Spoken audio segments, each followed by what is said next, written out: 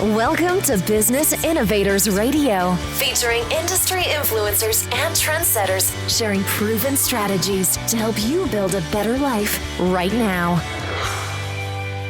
Dr. Anthony Pivonka is a scoliosis treatment provider, utilizing scientifically based techniques to help people of all ages to overcome scoliosis. With June being Scoliosis Awareness Month, I was happy that Dr. Pivonka was able to share some time and insight into scoliosis with us, how to catch it early, what you should do right now if you or a loved one have it, and what to expect from treatment. All this and more packed into this episode. Let's jump right in. Welcome, Dr. Pivonka. Thanks for being here today. What exactly is scoliosis? I know it's a curvature of the spine, but what is it exactly and why does it happen?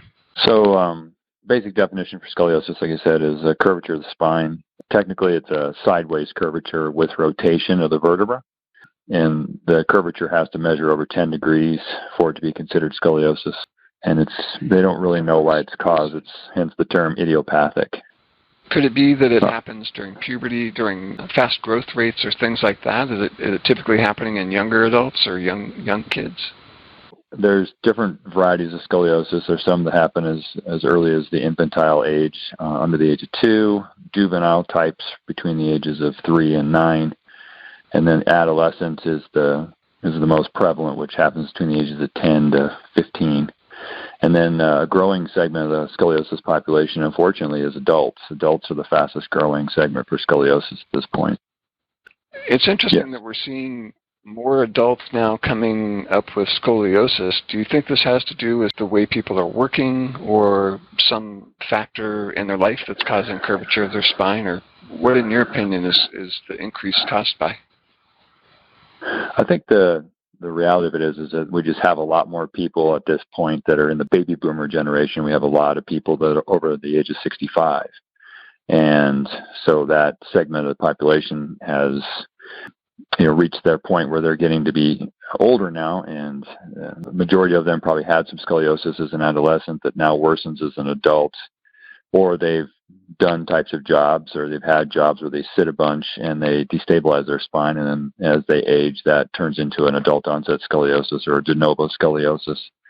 So it's just a lot of people over the age of 65 at this point. I think that's pushing that number up. So you mentioned something there that their scoliosis could be getting worse over time, and my understanding is that this is a progressive sort of condition where if left to its own devices, it continues to progress to the point of potentially needing surgery. Well, what the 50-year studies on scoliosis show is that, if your scoliosis stabilizes itself below 30 degrees, your chances for progression are probably not going to be that much. If it stabilizes above 30 degrees, then you're probably going to have 10 or 15 more degrees of movement through the course of your life. If it stabilizes above 50 degrees, you're going to move 1 or 2 degrees per year. But I think with the de novo type scoliosis or degenerative type scoliosis, I think you can have just a minor curvature of your spine, probably less than 20 degrees, that over the years just loses the ability, the spine loses the ability to support itself, and then the curve advances, and they typically advance pretty rapidly. So I don't think there's been any long-term studies on that, but I have a feeling that they'll be coming with the amount of people that are ending up with de novo type scoliosis at this point. What is it you guys do in your office to treat scoliosis? Are you trying to reverse it or just sort of stop that progression? Well, depending on what type of patient we're looking at. If we're dealing with a child, our goal is to see that child as soon as possible. Because the smaller the curve, the better the outcome. So a lot of orthopedists and MDs will be like, well, if it's under 20 degrees, we're not going to do anything about it. But in my philosophy of if it's under 20 degrees, that's probably a great time to get started, because we can probably affect that curve without having to do something more drastic like using a brace. We can probably use some good scoliosis-specific exercise protocols and some traction protocols and probably deal with that scoliosis. But once that curve gets above 25 degrees and the child still has growth left, then we're going to recommend bracing. And there's newer styles of brace on the market that are overcorrective type braces. And so, the goal of those braces is always, number one, to stabilize the curve. But in these newer braces, we can actually affect a certain amount of correction. So I have been able to take kids that have curves in the 20s and low 30s and reduce them down below 20 and maintain them in the 15 degree range. And so that's a newer thing. That's not been possible in the past, but the newer styles of braces, we can actually afford correction of the spine. In adults, it's just basically trying to prevent further progression of the scoliosis deformity and also help them deal with pain. And that is a hit and miss. I mean, some adults are pretty bad off when we see them, so there's only so much we can do for them.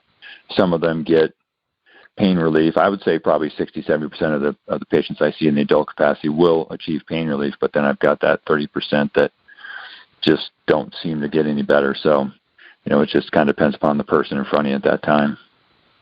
You brought up a good point, and perhaps it's a silly question, but what are the symptoms of scoliosis? I mean, I know the spine is curved, but does that translate then into pain or some sort of loss of function, numbness, or what are the symptoms? How would someone know if they have scoliosis if they can't see that their back is curved?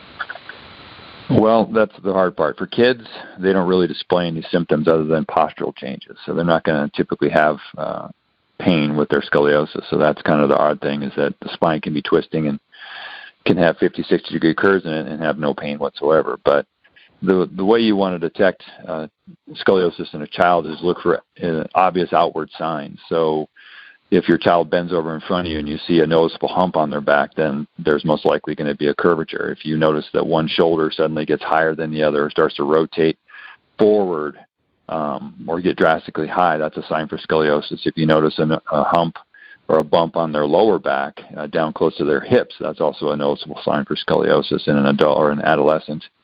In adults, you'll notice definite postural changes, forward listing of the posture. You're going to notice side shifts in the posture.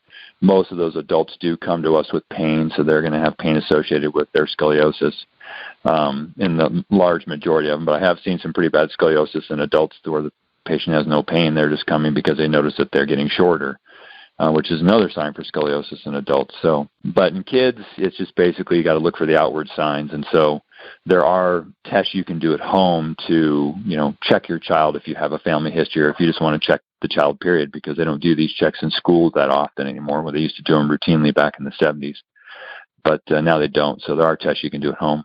So the symptoms are typically pain, and you've got lots of different treatment options: bracing, exercise, traction, for curves less than 25 degrees. For people that are in a lot of pain or have curves that are greater than 25 degrees that maybe are outside of what you might be able to do with bracing or exercise, do you have somewhere you can refer them to perhaps look at surgery, or what are some of the other options that might be outside of what you might be able to help with if too much time has gone by? Yeah, so if we do have a patient that unfortunately reaches that level where surgery might be needed, there's definitely different types of surgical interventions you can undergo. I'm not a surgeon, so I can't really speak to them, but I do know the different varieties. There's the classic rod emplacement where you'll get two titanium rods up either side of the spine attached to the number of vertebrae that need to be corrected.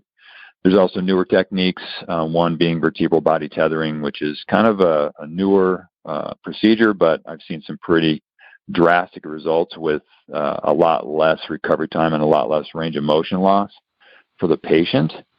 So I have contacts here in Arizona for standard surgeries, and then for the newer surgery, the VBT, vertebral body tethering surgery, there's hospitals in the country that specialize in that I will give patients information to contact those hospitals.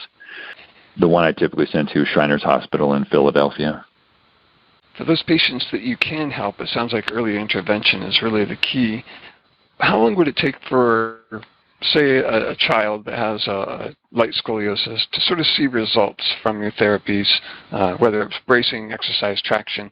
Is it sort of a yearly type of treatment plan, or is it a few months? And how often do they need treatment to really see improvement?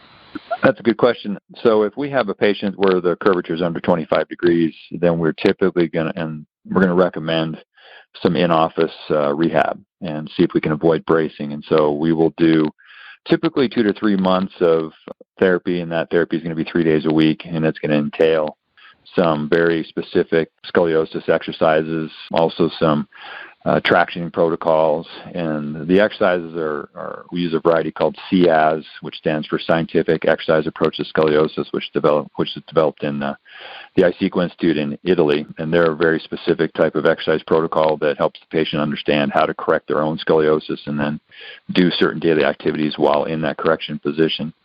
And then we use a traction modality using an orthotic called the Scully roll. And the principle behind that is that in kids' bones, their bone is soft and pliable. And so we're able to, if we put maximum bending into these specific segments, then we can actually see that those segments will deform a little bit, not all the way back to perfect. But if we can get that bone to deform or stop deforming and stay where it's at, then that's a win. And so if we have curves below 25 degrees, then we can typically get a sizable improvement. Like we can get 10 degrees off those curves in a period of 2 to 3 months. And then beyond that, if we don't, then we know that's a curve that probably is going to require more aggressive therapy, maybe bracing, things like that. All of the things you're talking about kind of lead me to believe that the wait-and-see approach to scoliosis treatment really is a bit outdated. Waiting and seeing amounts to waiting and seeing it get worse over time. Does scoliosis ever reverse itself? There's in the infantile type of scoliosis, you will see a large majority spontaneously improve. I think the number on that is about 80%. But in the other forms of scoliosis, juvenile, adolescent, and adults, that scoliosis is never going to improve itself. The history of scoliosis is always progression. So in a juvenile case, the chances for surgery are quite a bit higher than an adolescent case because the spine has a lot longer to form itself. So it's always early intervention. So, doing a scoliosis check on your child at home is a really good way to ensure that you find a scoliosis as soon as possible, because the sooner we find it, the sooner we treat it, the better the outcome. And so, doing a forward bending test at home with your child kind of bent over at the waist and just looking at the contour of their ribs, looking at the contour of their back, looking at their shoulder height is a really good way at home to find that scoliosis early before, I get the unfortunate case where they come in and say, well, we never saw this, and suddenly it's here, and the kid already has a 40-degree curve that's probably been there for a year and a half, just unrecognized. So it's always better to find it earlier than later. For someone that has a concern that thinks maybe their child or maybe even themselves have scoliosis or a curvature that they want to have checked out, what would their next step be? Well, if you found yourself having a scoliosis or your child having a scoliosis, then the first thing to do is always get a consultation. So in our office, we do offer a free consult. If you have x-rays, so if you've had x-rays taken at an imaging center or an orthopedist office, you can bring those x-rays in. I'll certainly sit down and go over any case with anybody for a few minutes at no charge. If we do see a patient where they don't have x-rays, then we do have an x-ray fee of $97 to perform those necessary exams to better diagnose the scoliosis. And because of June being Scoliosis Awareness Month, we are offering that for any patient that calls us looking for help from scoliosis. So the first thing is always, get a good consult. We'll sit down, look at it, see if we can do something for a patient. If not, then we refer them to the proper providers outside of our office. But if we can do something, then we'll definitely let people know what we can do. Great. Dr. Pivonka, thank you for taking time out of your busy day today to talk with us, and I appreciate your time. Thanks, Ken. I appreciate you having me. Thanks for listening to Business Innovators Radio. To hear all episodes featuring leading industry influencers and trendsetters, visit us online at businessinnovatorsradio.com today.